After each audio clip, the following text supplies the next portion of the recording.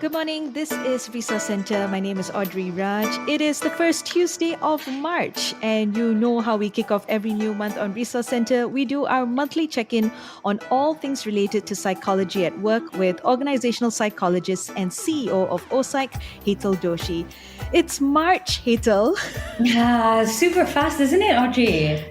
We're going to be talking about psychological safety today. And, while it seems like a straightforward response to many of us, when someone asks us, do you feel safe at work? There's a lot more to psychological safety at the workplace to consider, right? Yeah, absolutely. I mean, it just sounds like a very simple word, but actually, the implementation and the experience of it is something quite remarkable. Something that I feel that by the time we die and we look back in our lives, we'll probably be like, super grateful to have worked in psychologically safe teams or have had psychologically safe relationships or communities, and that would be probably the best experiences that we've ever had in our lives. So I think it's a really worthwhile topic, something worthwhile not only for work but also for an entire life experience. All right. Before we go any further, maybe you can define what psychological safety is for us so we know exactly what we're discussing today. Okay, sure. So there's a bit of a historical shift in the definition. Yeah. So if I could just take a moment here. Yeah. In 1965, psychological safety was defined as the extent to which individuals feel secure and confident in their ability to manage change. So psychological safety was an experience that was related to change. Whenever change happens, I feel safe. In 1990, it became something that had nothing to do with change, but more of that feeling of being able to show and employ yourself without any fear of negative consequences on a day-to-day basis. So regardless of change, I just feel like whenever I express myself, there is a minimal fear or experience of fear of negative consequences to my self-image, to my status, or my career. So I guess this also is a bit telling about the times that we had in 1965, where probably change was really exponential, and that experience was more significant. But as we go into 1990, self-image, our status becomes a bit more important. But in later on in 1999, Anne Edmondson, who's really a pioneer in psychological safety, she talks about a shared belief that the team is safe for interpersonal risk taking in their work environment. So this goes from like, okay, this is about change and a threat in my life to an importance in my self image or status to now it is an environment that we create in teams that makes us feel like we can speak up and may allow others to feel that they could speak up as well. So it's interesting because then 1999 or the 2000s represents an era where communities begin to become a very important experience that majority of people want to create the right experience for as well. Right. Yeah. Is it worth discussing what isn't psychological safety? What it doesn't encompass? Yeah, I think it's really important because whenever we have sessions and we put in ground rules for psychological safety, many people confuse that with the notion that they can say anything without any fear of any consequences. Mm. So we remind them that it is a shared belief for everyone to create the experience so that they can begin to have that ability to take risk in a team. So if you are someone who feels like, okay, a psychological safety means I can say anything that I want to say without any fear of consequence, but when you say what you say causes fear in other people and limits their experience of speaking up, then that's obviously not psychological safety, because the outcome of psychological safety means that not only you feel that you can speak up, but also what you have said allows other people to feel that they can speak up. So it really has this really high level of consciousness, not only about what you're saying, but also the kind of experience that you have when other people have their piece to be said as well. Okay, so coming back to the workplace, why is psychological safety important in the workplace? Why is it important to create or to build or to strengthen this safety aspect in the workplace? I think there was a study done in 2012 in Google, and it was called Project Aristotle. In this particular project, they were looking at what made the teams the best teams. So they were looking at most effective teams in Google, and they're wondering what actually created that level of experience for them to be the most effective teams. So was it like these people were made up of similar interests? Was it that they were all motivated by the same rewards? Was it that they all socialized the same way outside of office? Did they have the same hobbies? Were their educational background similar? What was it that made them the most effective teams? And they realized that they actually couldn't find any patterns when it came to like how to group people together. So the groupings had no real strong patterns, but rather what they found out was the group norms. So it wasn't who they were that mattered, but the kind of norms that they had that made a big difference. And that were the unwritten rules about how they would function when they get together. And so, they had this very clear understanding after they came to conclusion about these group norms, that group norms that included psychological safety, meaning that everybody is an equal and everybody deserves the right to speak up and everybody deserves to create that environment that allows other people to speak up, was the most important criteria for unwritten rules in most effective teams. So it wasn't that effective teams were smarter, better in any way. It was just that they had a lot more psychological safety. Of course, there were other factors as well, but psychological safety came up as the most important. And so when you ask why it is important, obviously, they say teamwork makes the dream work, and, one plus one should be 100. So if you really want to understand what gives the power, the psychosocial power in a team, then definitely you want to understand the core ingredient of it, and that will be feeling safe, feeling that you are valued and that your opinions matter, and that it is equally an experience that you create for other people in the team as well. Are there like levels or stages? Or I Mhm. mean, I'm just thinking if there are varying levels of psychological safety. Like I feel a little safe. I feel very safe to speak up and say whatever I like. I mean, like are there levels to this or stages to it? Yeah, what was really interesting by this particular researcher, Dr. Clark, was that he actually found that there were four levels or four stages of psychological safety, and you can progress from stage 1 to 4. And it's more a linear model applied to like a non-linear phenomena. So you can kind of like go back and forth a little bit, but you kind of need to have one to get to the next one. So Right. I'm just going to share what this might look like. Yeah.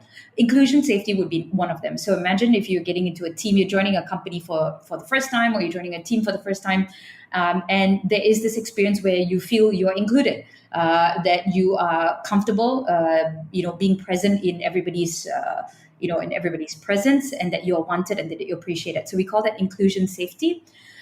When you feel like you belong, your defenses actually come down a little bit, and you begin to allow yourself to increase that level of curiosity in engagement or in certain experiences or in certain types of work that other people are doing. So the second part is called learner safety, where you feel comfortable enough to ask questions. So there's a particular client of mine saying, and I think that's a lot of us would have had this experience where you hear someone talking and you're like, I don't understand a word that you're talking about. And I've got so many questions in my mind, but I don't say anything. So what is the point of having these team meetings when at the back of your mind, you have no clue what's going on, but you can't even then, because you don't feel included enough, then therefore you cannot ask questions. So Yeah. learner safety would be the next one. And so from learner safety, the ability to like experiment with questions and stuff like that, then goes on to contributor safety, which is the ability to contribute an idea to the person that you were maybe curious about, or question that you're curious about, without being fearful of embarrassment or ridicule. So sometimes, for example, your bosses could be saying something, or somebody with higher stature, power could be saying something, and you disagree with it, but you actually have something to contribute to. And because maybe you don't have that level of expertise, but you maybe have some level of understanding, you do not offer an opinion or an angle because you actually fear being embarrassed or ridiculed from from the other person. So Yeah. being shut down, for example. And the last part would be then that if you actually feel that you have contributor safety, meaning that you can contribute to it, then taking the next step further to saying, I'm going to start to challenge somebody with higher levels of authority, high levels of power, high levels of tenure, high levels of age, so on and so forth, without feeling that it could impact your career, your reputation, your status, and potential relationships going forward as well. So inclusion safety to learner safety, contributor safety, and then challenger safety. So the best thing that, I mean, one way of looking at a team that is really highly functioning and that has very high levels of psychological safety is when you can see them openly challenging each other, and at the same time having a good laugh, and the other actually saying that's an interesting idea. Thank you for sharing. That would be the hallmark. So I'm wondering whether, like, anyone who's listening right now, like, in a recent team meeting that you were in, to what extent that there were thoughts in your head that you're able to not only say it but also contribute your ideas and then also challenge it. And whether, I guess, the ultimate thing would be, is it even worthwhile doing that, because it takes a lot of effort. And so when you've had bad experiences over a period of time, you're like, okay, what's the point? I just recently, like literally half an hour before getting into this call with you, I heard someone who had repeatedly shared ideas, evidence-based, fact-based ideas, to their management, and it was shut down many times. And if they listened to this person, I guess they would have probably monetized and commercialized a lot more. And this person actually said, you know what, I'm done actually contributing my ideas. I'm just going to take myself as a salaried staff from now. This is what I'm paid. I'm just going to get my job done, and that's about it. So I guess that could be an experience that, according to research, about 49% of people would feel that way. Forget about it. Wow. Let me just take my Wow. salary and move on with my life. Wow, 49%. So that is definitely going to impact the company's bottom line if everyone chooses to just take a back seat and not contribute just because they feel unsafe to share, Yeah. right? And here's another really interesting study in 1989. I know it's a long time ago, but I really hope that people who listen to research that was done in 1980s or 1990s, you actually understand that there's a lot of value in listening to it as well. Yeah? So there was a researcher called Yoshida in 1989. This researcher found that even though 100% of frontline problems, so say for example, your frontline, all of your problems were known to other frontliners, but only 74% were known to the team leaders, 9% to middle management, and only 4% to top management. So by the time, so basically, CEOs who are listening, you probably only understand 4% of the major challenges and issues that are happening on the ground. And if you don't know that, right? Like if you don't know that, you probably are missing out on some of the core innovative solutions that could create radical improvements in productivity and efficiency in your workplace, but you only are aware of 4% of it. Wow. So that's pretty crazy, right? Yes, it is. All right, Yeah. we're going to need to take a quick break for some messages, but when we come back, we discuss how to increase psychological safety in your organization. All that and more happening on Resource Center. Stay tuned, BFM 89.9.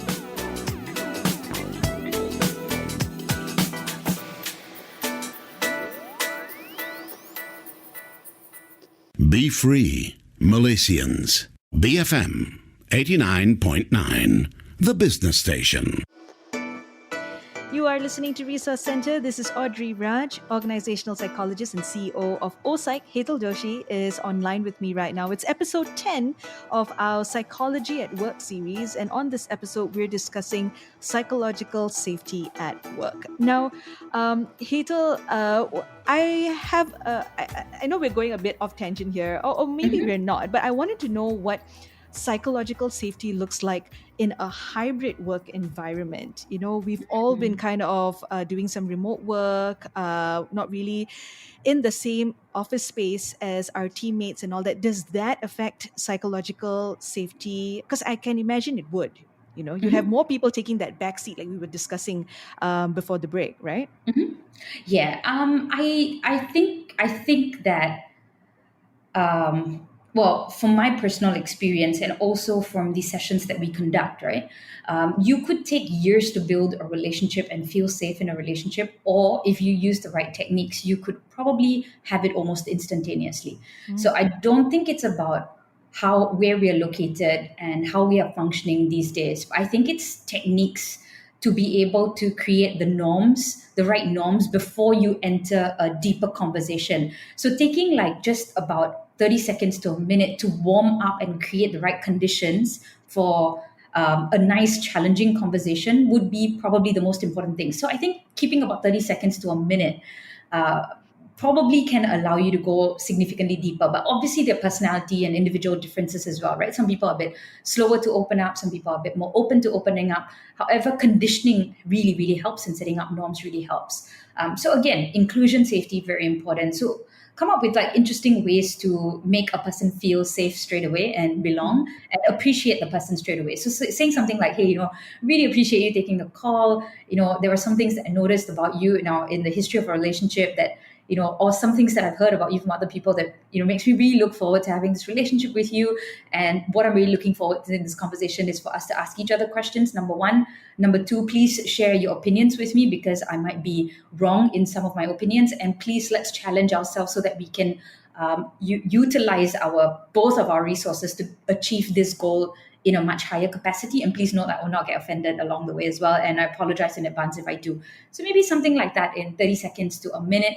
And obviously proving, not only just saying it in words, but proving it through your actions. Not after the call, you're like, oh, how dare that person said this and that and the other. Yeah, so proving through a follow-up email saying, I really appreciate it. And ultimately rewarding and recognizing learner, contributor, and challenger safety behaviors as well. All right. Does that make sense? Yes, of course. So don't skip the icebreaker. Exactly. I want to ask about the goal of psychological safety. I'm not sure if we've covered this already, but is there a goal to, trying to create psychological safety in your organization? Yeah, I think when you look at the levels of accountability in an organization, right? I think a lot of CEOs would ask this question of how can I make my people care enough and be completely accountable and responsible for the work that they do. I think it all depends on the level of psychological safety. So for example, right, if there's very low levels of psychological safety in an organization, a person could end up being very apathetic, like, okay, what's the point? Apathy. Like, apathy is something that is like the worst. That is like the anti-goal of psychological safety. It's like, the last thing that you want is that a person, because they feel so unsafe in an organization, they end up saying, what's the point? And I don't care. The next thing would be the anxiety zone. So the anxiety zone would be like, oh my God, I'm so scared to speak up all the time. And, going to work or being in the company of these people makes me super stressed out. And I have seen so many people like that, like super scared of the next presentation with their boards or their management or proposing an idea and having that level of anxiety to even speak up, right? And then you have something called the comfort zone. So you're comfortable, but you're not challenged. So that would be the third highest goal that you could achieve. Having a comfort zone. So I'm very comfortable, I'm able to speak up, blah, blah, blah.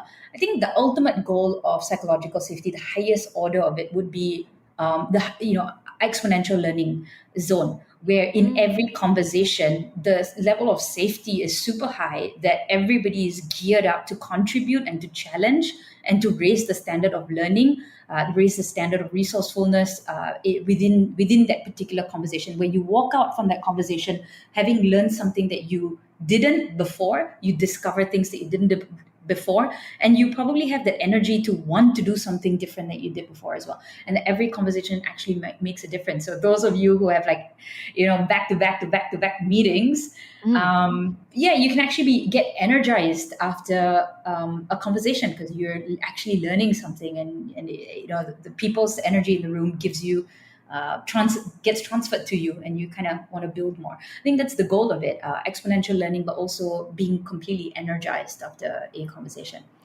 So is there a way we can measure psychological safety, or we can tell, what stage you're at, or who is aiming for which goal? Is there a way to measure this? Yeah. So Anne Edmondson would be one of our pioneers in psychological safety from a modernistic perspective. Yeah. So she's like, someone that we appreciate in this modern world from a psychological safety level of expertise. So she's created 7-item psychological safety scale. So it's just 7 items, and you could even contact us if you would like to have access to that tool, but otherwise you can just go online and check on it. The 7 questions, if I can maybe just share very quickly, 3 of them. One of them would be, if I make a mistake in this team, it is held against me.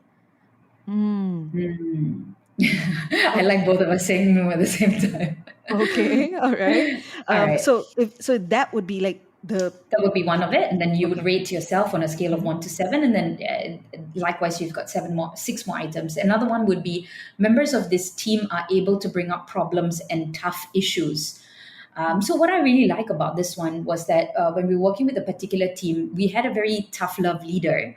And a lot of people used to make a lot of remarks about the tough loveness of that particular leader. But at the same time, the leader was able to create the right conditions for people to bring up problems and tough issues. So even though it was tough love, but this person was always very encouraging of people bringing up problems and issues. Here's another third one. I think this is really incredible because people don't often take this as a sign of psychological safety. That people find it difficult to ask other members of this team for help. So I think it is in another way or form. It is about feeling encouraged all the time to ask for help. That you feel internally encouraged that I can and I should ask for help regularly. On the contrary, then it is difficult to ask for members of this team for help. And yeah, there are a few others, but definitely go check it out. And yeah, you can try this out with your teams. Can we just go through very quickly what the others Oh, were? yeah, sure. Okay. The others are it is safe to take a risk in this team.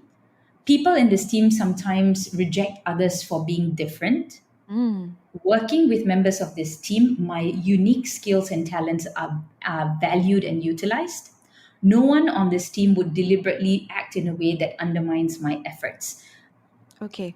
So, Hetal, just to wrap up, what can we do to increase psychological safety in the workplace? Are there steps to create, to build, to help up the psychological safety levels in your organization? Yeah, I think from a leadership perspective, well, from an organizational perspective, number one, engage in supportive organizational practices. So anything that promotes being supportive should be something that is rewarded and recognized. So do check your KPIs in leaders. What is the number one KPI over there? Is it to create the right environment, or is it only to drive performance? Again, if you are all set up to create the right environment, then you're creating the right conditions for teams to thrive. The second thing would be to create a lot of alternative routes for speaking up, because majority of the challenges that leaders have been telling me about in the past few months is that when they get on MS Teams, people are not on their videos, or when they ask questions, people are not speaking up. So please find alternative routes to speaking up. Like, for example, hey guys, let's all take a minute and please everybody put in your opinions within the next minute. I'm putting a timer and I'd like every single one of you to put in your opinions at the end of 1 minute. And then from that perspective, you can pick up like a couple of people to elaborate a little bit further on what they were trying to say and thank them. Remember to thank them. And then after that, begin the process of saying, all right, now we're going to move into challenging each other. Shall we now also challenge each other, and so on and so forth. Also, I think it is very important to prove that this actually leads to better outcomes. And what that means is really to create case studies and success stories from creating these environments. So, for example, in 10 teams that we were working with last year, what happened was when we embarked on creating not only psychological safety, but also reducing psychological risk, which is a different topic altogether. What we did was we asked everybody to reflect in the past 1 month what their successes were and how having a safe environment actually led to the success, or how having a risky environment decreased their level of success. And what they did was when they built up these case studies, it became a very, very clear reason why psychological safety was important. So keeping your eye on the prize and knowing that these practices actually contribute to greater outcomes. Yeah, actually really, really helps as well. So in summary, number one, having practices that are valued as a priority and rewarding and recognizing this. Number two would be to create alternative paths. And number three would be to actually provide results or outcomes in the form of case studies that the entire organization can learn from as well. So I guess these three would be the most valuable. There are many other ways, but yeah, I would definitely recommend these three. Hetal, for listeners tuning in right now who would like a recap on all that you've just discussed with us, is there somewhere they can go to look at, the measurement tools, those questions that you put to us earlier on how to measure psychological safety? Or, is there a good resource online where they can learn more about psychological safety at the workplace? I think if you just Google Anne Edmondson, you probably will find a lot of good things a lot of good work that she has done. And also, please feel free to get in touch with us because we have all kinds of resources around psychological safety. And we've got an app as well where individuals can immediately do their assessments and get their results straight away. And obviously, you can collate this for your teams as well. So, yeah. And how do they get in touch with you, Hetal? It would be Hetal, Hetal at o-psych for psych.com. Or feel free to get in touch with me directly on LinkedIn, where I think majority of you have been, just getting in touch with me on LinkedIn has been phenomenal to hear the kind of experiences and the requests that you have from your management as well. So looking forward to hearing from you on LinkedIn after this. And if you missed out on any part of this show, you can go look for the podcast on our website. That's bfm.my. You can also find all our podcasts on the BFM app that's available on the Apple App Store and on Google Play, including all the episodes that we have done with Hetal on psychology at the workplace. And I guess that's a wrap for us. I've been speaking with Hetal Doshi, organizational psychologist and CEO of o-psych. My name is Audrey Raj. And until next week, this has been Resource Center on Enterprise BFM 89.9.